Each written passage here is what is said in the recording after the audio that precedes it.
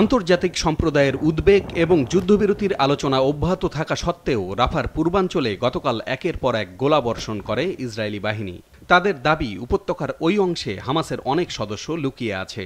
গেল দুদিনে রাফার আশেপাশে বিপুল পরিমাণ ট্যাঙ্ক মোতায়েন করেছে তেল আবিব। এছাড়া স্থল অভিযানের প্রস্তুতিও দেখা গেছে।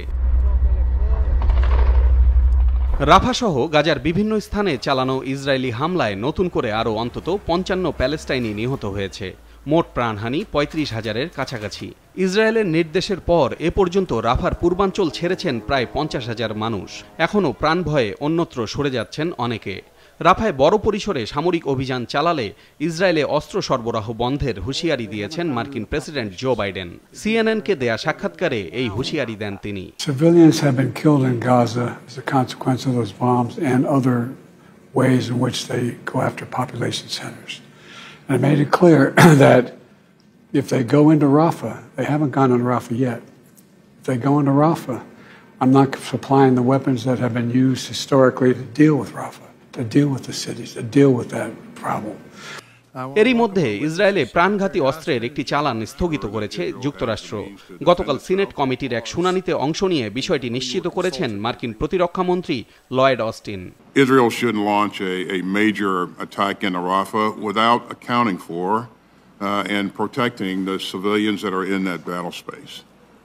And again, as we have assessed the situation, we paused one shipment of high payload munitions.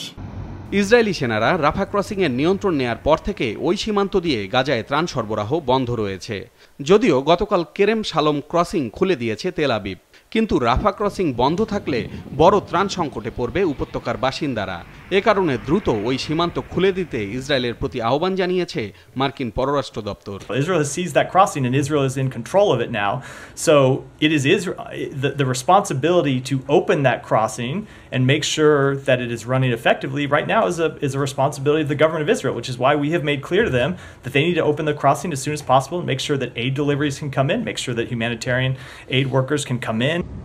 ইসরায়েলের অব্যাহত হামলার মুখে গাজার চিকিৎসা ব্যবস্থা পুরোপুরি ভেঙে পড়েছে। বিশেষ করে রাফায় অভিযান শুরুর পর থেকে ওই এলাকার সব হাসপাতালের কার্যক্রম প্রায় বন্ধের পথে।